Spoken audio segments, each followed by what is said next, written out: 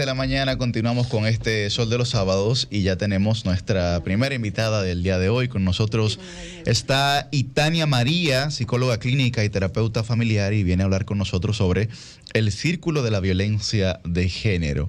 Muy buen día, Itania. Hola, buenos días. Gracias por la invitación. Y espero irme con una buena dosis de colágeno. Bueno, Juventud, divino tesoro. Itania, de inmediato, tanto Susi como Millicent y yo a principio de semana en otro espacio, se ha estado hablando sobre el tema de Chantal Jiménez, ¿no? Y mucha gente, digamos, ha cargado de responsabilidad tanto a ella como víctima, como a su padre, ¿no? ¿Cuál es la lectura que tiene Itania sobre esa situación? Bueno, perdón por lo que voy a decir, pero la ignorancia es atrevida. Y mucha gente que habla en redes sociales son ignorantes, no conocen la verdad lo que es la violencia. Son ignorantes y poco empáticos además. La violencia en nuestro país es estructural. Es desde la formación de nuestro país hay violencia en todo el sentido de la palabra, desde cómo se conduce hasta a las relaciones de pareja, de poder. Culpabilizar a la muerta porque la mataron. Millicent, tú lo escribes a diario, lo vemos a diario. El asesinato, el feminicidio de Chantal es el botón de la muestra, pero eso sucede siempre.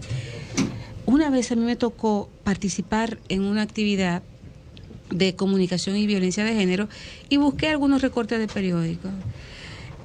No, la mató porque llegó a las 4 de la mañana. La mató porque andaba con la falda corta. Siempre hay un motivo para matarla. Hasta que no comencemos a cambiar nuestra forma de pensar como sociedad, entonces no seguiremos leyendo, culpabilizar al padre. De repente este señor hizo lo que entendía que era mejor para su hija. En su desesperación. En su desesperación. No somos empáticos. Vamos a ir culpabilizando con el dedito hasta que no te toque a ti. Porque muchas de esas personas que escriben no saben lo que es. Señores, no saben lo que es vivir en violencia. No saben lo que es la violencia de género.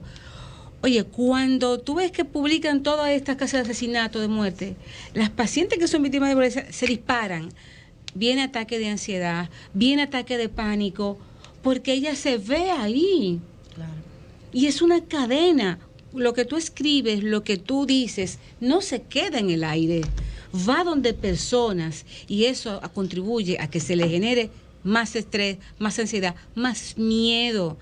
Entonces, esas personas que escriben y dicen y culpabilizan, roguémosles porque no le maten a una hija, a una sobrina, a una amiga, a una comadre.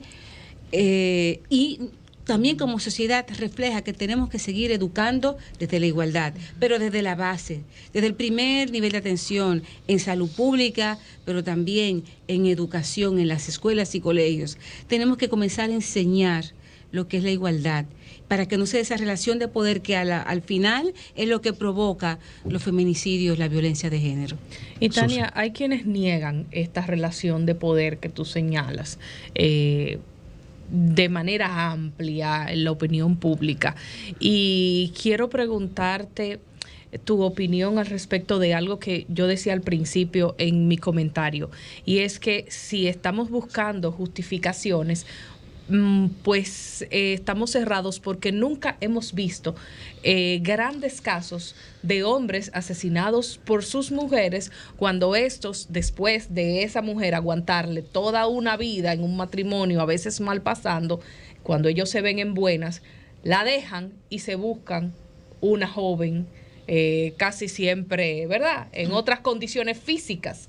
Entonces, sí justificamos, como bien tú señalas, los asesinatos de mujeres, pero no vemos este mismo caso cuando es con los hombres. Primero, no pasan estos mismos casos y entiendo que no se justificarían. Mira, yo siempre digo, el día que las mujeres dominicanas comencemos a matar nuestros hombres infieles, pocos quedarán vivos.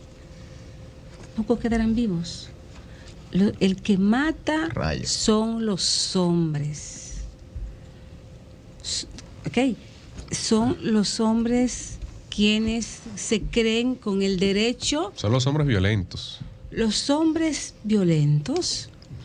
Lo que pasa es que, lamentablemente, una ve tantas cosas a diario que ya hasta está dudando. De que todos no sean violentos. Bueno, generalizar eso sería complejo. Exactamente. No voy a caer en generalizar, obviamente, pero en este momento donde tú tienes una consulta que tú dices, pero hombres profesionales, porque no solamente el señor obrero. No está limitado a clases sociales. Me doy a entender. Entonces tú dices, llega un momento en que tú dices, wow, ciertamente no puedo generalizar, ciertamente no son todos, ¿verdad?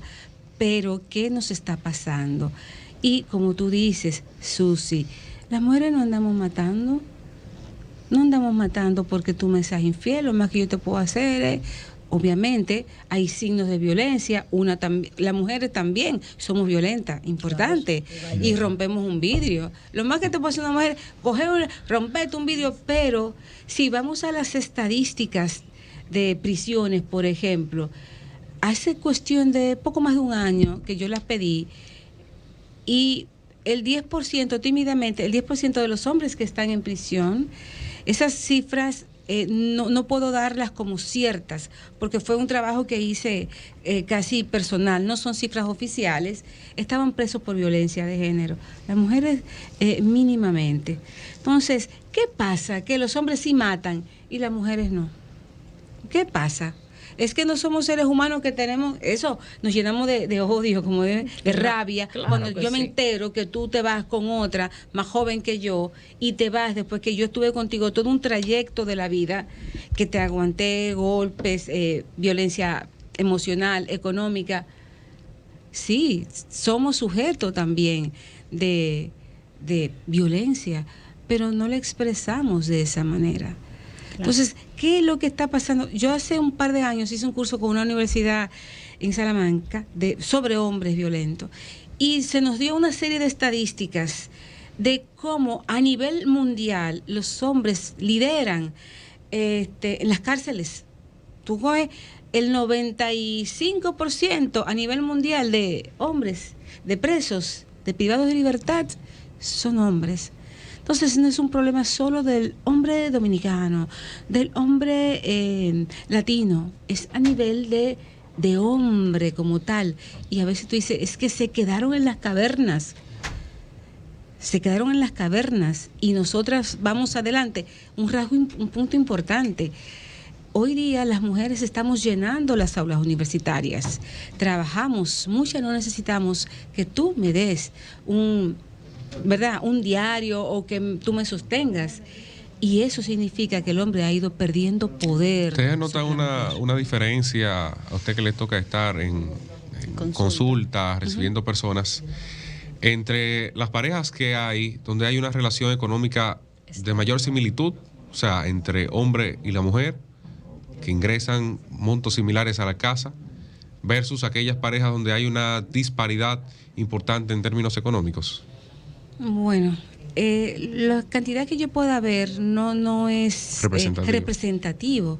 Lo que sí... ¿O hay estadísticas sobre eso? No sé si habrá. No, la verdad no, porque son cosas tan intangibles que para que un hombre te admita, por ejemplo, en consulta, que tiene complejo porque su mujer gana más, tú sabes. No, pero yo no me refiero al complejo, yo me refiero porque, bueno, a mí me llega, por decir un ejemplo, de cada 10 casos que se analizan, que llegan aquí de violencia, de denuncia de género, en caso de una fiscalía, hablo de estadísticas que el Estado puede administrar, hay 7 donde hay un mayor ingreso económico del hombre, y eso genera, o puede ser una razón que genere esta disparidad y este tipo de trato. No, porque si es el hombre que tiene una mayor cantidad de entradas, hay una situación que le genera... Bueno, a ver, te lo explico en dos partes. Primero, hay parejas donde el que gana menos es el hombre, y puede que esto le genere cierta inseguridad y ciertos complejos, porque yo te veo que ganas más y eres más inteligente que yo.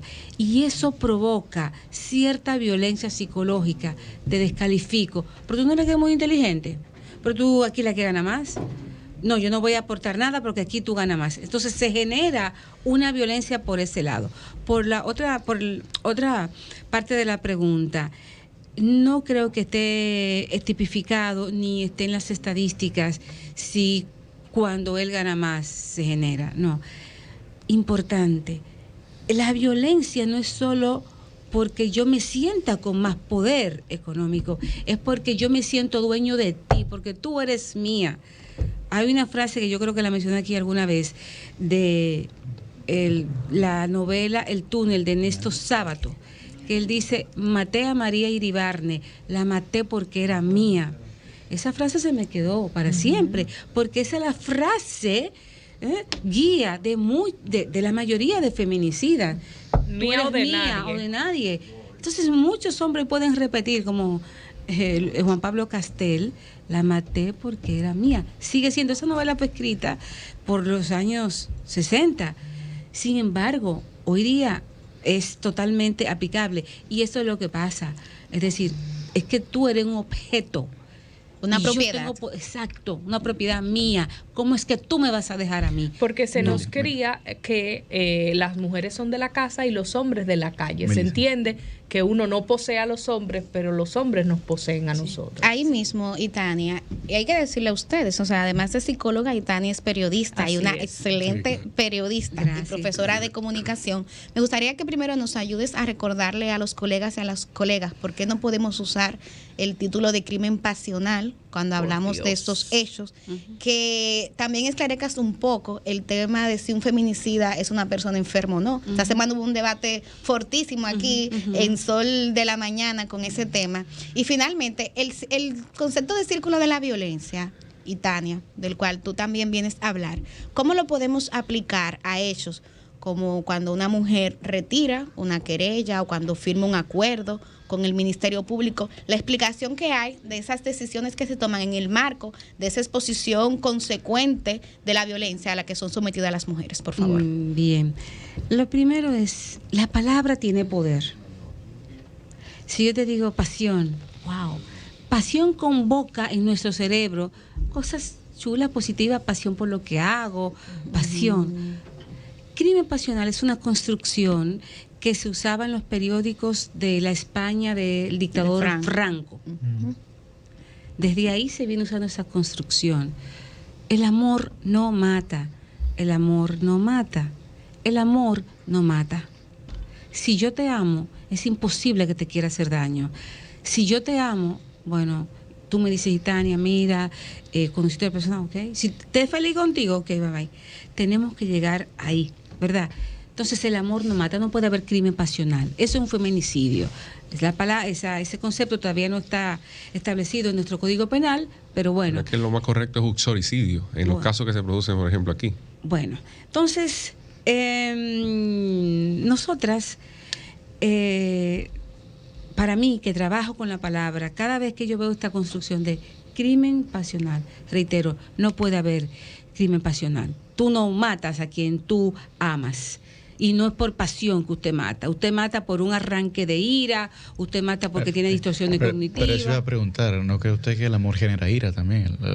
Porque la afección también en términos de dicotomía genera desafección, ¿no? O sea, frente a una decisión de una persona que usted quiere tanto y no complace su expectativa, que le genera entonces ira. O sea, mi pregunta es, dice, el amor no mata, y por lo tanto, o sea, su fundamento, su argumento parte de que el amor no mata para decir que no hay un crimen pasional. No sé si a eso se refería. No. Es que es un término contradictorio. Es un crimen porque te amé, porque en este contexto la pasión se refiere al amor, crimen pasional, y la pasión en ese contexto se entiende como que de una relación donde hubo amor. Entonces, cuando un hombre mata, lo que menos hay es amor, hay celopatía. Hay poco manejo de ira, claro, hay celopatía, hay inseguridad, hay baja autoestima, hay distorsiones cognitivas. Esto implica que tiene ideas preconcebidas de qué es una mujer, qué es un hombre, qué tú debes hacer porque tú eres mi mujer. Hay, a veces, hay uso de drogas, a veces hay uso de alcohol, a veces hay una situación de salud mental de base, a veces.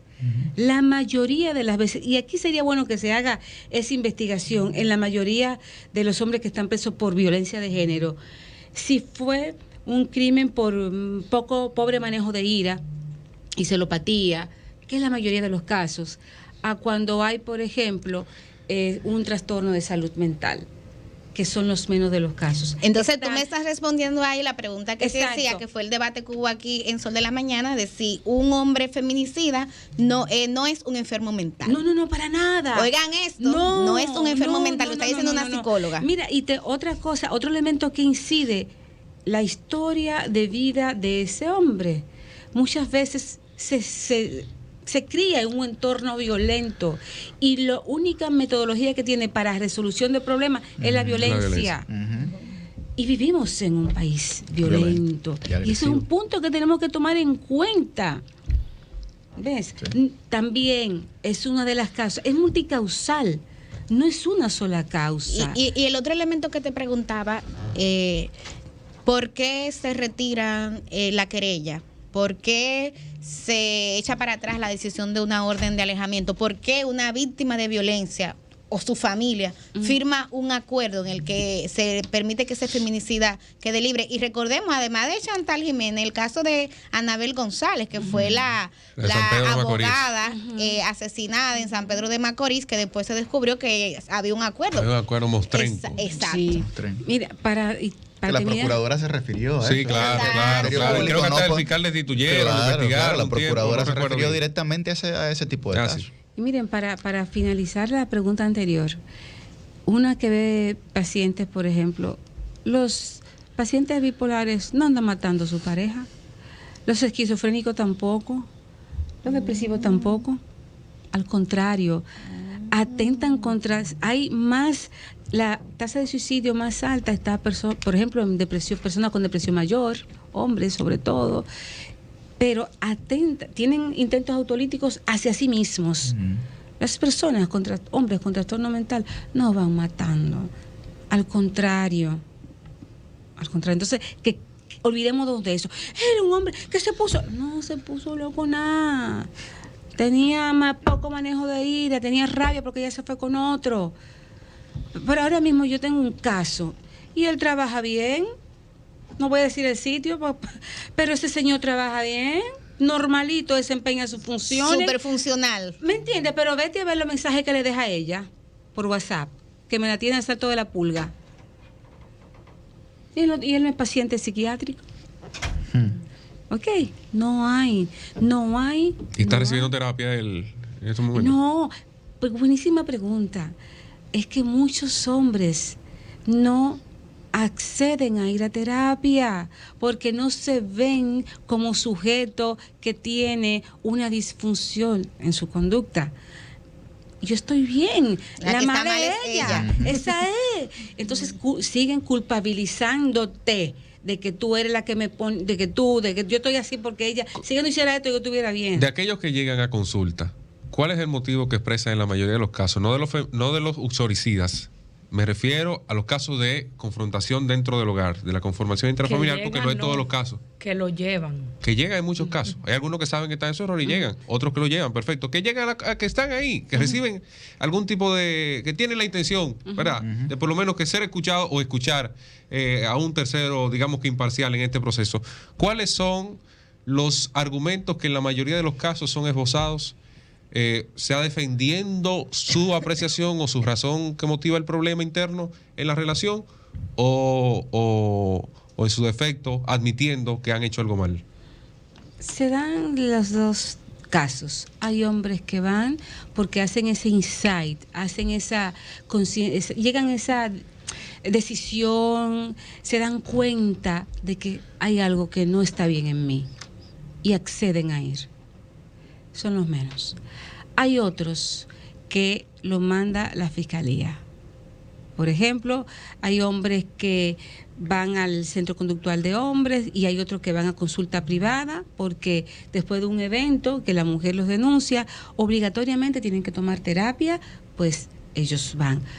Hay otros, como tú bien dices, van acompañando y aún en terapia no asumen. Brazos cruzados, sí, no, yo estoy aquí porque ella me trajo. Y bueno, y toda la sesión es una excusa de mi conducta. ¿Ves? Se da de todo. Hombres que admiten, hombres que van motu propio porque se dan cuenta. Mire, hubo uno que me dijo, mire, yo quiero salvar mi matrimonio. Dígame qué yo tengo que hacer. Reconoció que él tiene problemas de ira. Y entonces uno va... Nosotros, terapeutas familiares sistémicos, obligatoriamente en la primera sesión tenemos que ir a ese genograma familiar, de dónde tú vienes. Porque nos guste o no, somos fruto de un sistema familiar. Pero yo no me crié con violencia, doctora. Bueno, entonces vamos a ver tu estructura interna, cómo tú te ves, cómo está tu autoimagen, tu autoconcepto, cómo te ves como persona. ¿Qué te lleva a tener tanto miedo? En el colegio quizás sufrí bullying. Las causas son varias, no hay una sola, pero mayormente, por ejemplo, la tesis que yo hice, que estoy haciendo, de mi maestría, tiene que ver con hombres agresores y me tocó entrevistar hombres agresores y en los casos, la mayoría vienen de hogares donde ha habido mucha violencia, donde se criaron en entornos violentos. Hubo un entrevistado que está tan normalizado que él me dijo, no, usted sabe que en los barrios eso es normal, que los padres se tiren de todo, y uno se crió viendo eso. Está normalizada la violencia. Y Tania, precisamente en ese punto, esa es la pregunta que le tenía desde el principio. La violencia está generalizada en la República Dominicana. Los ambientes, sobre todo en los sectores populares, son violentos por una serie de factores como necesidades insatisfechas, falta de acceso a la educación, falta de acceso a seguimiento, terapia familiar, incapacidad, digamos, de manejar situaciones y la exposición que hay entre las casas, los familiares, el hacinamiento. Es multifactor, ¿verdad? Lo que pasa allí, como usted bien lo explica. ¿Cómo podemos, como sociedad, como Estado, desde las políticas públicas, como individuos, quienes nos están escuchando, cómo podemos romper ese histórico de violencia que se genera en el seno familiar, que es lo que permanentemente están viendo jóvenes, niños y adultos en muchos sectores, no necesariamente populares, pero una familia disfuncional, una familia violenta, donde eso es lo que se ha ido viendo durante toda la vida? ¿Cómo se puede hacer, como dicen en inglés, el kick-off? ¿Cómo yo puedo arrancar ese proceso para yo desarraigarme de esa violencia que yo he visto o que yo sé que mi pareja pudo haber vivido o déjame ver, me divorcié, yo quiero que mis hijos no sigan sufriendo eso que estábamos viviendo hasta hace poco en la casa? ¿Cómo podemos empezar a trabajar para romper esa línea de violencia que parecería irrompible? Ok, antes de que se acabe el tiempo, ¿verdad? Quiero tocar ese tema y la pregunta que quedó de por qué Quito denuncia. La situación de la violencia se da en familias vulnerables, de sectores vulnerables, pero también en familias del centro de Santo Domingo, ¿no? En barrios de poder adquisitivo, ¿verdad? Se da en toda la sociedad dominicana. ¿Cómo? A través de educación temprana. En las escuelas, en colegios, tenemos que comenzar a enseñar educación emocional a nuestros niños y niñas y que conozcan las emociones que tienen. Si tiene ira, si tiene enojo, también ella es tu amiguita, tiene derecho a estar con otro amiguito. Tu amiguito tiene derecho a estar con otro amiguito. Es decir, ella tiene derecho a jugar con un camión, que no solamente es la Barbie. Tenemos que ir rompiendo estereotipos de que acuesten su gallina porque mi gallo anda suelto. Ah, no, porque esa tiene 5 de 5, ese es un tema, esa tiene 5 de 5 gallos, ay Dios mío, esa se le ve. Ah, pero cuando es un hombre que tiene 12 hijos, de 6, no, porque ese es un gallo. Machote. Esas ideas, esos estereotipos, lo que tenemos que comenzar a, Dios, si yo me dejé de ti, tengo derecho a enamorarme de otro. Pero volviendo a tu pregunta, a través de la educación.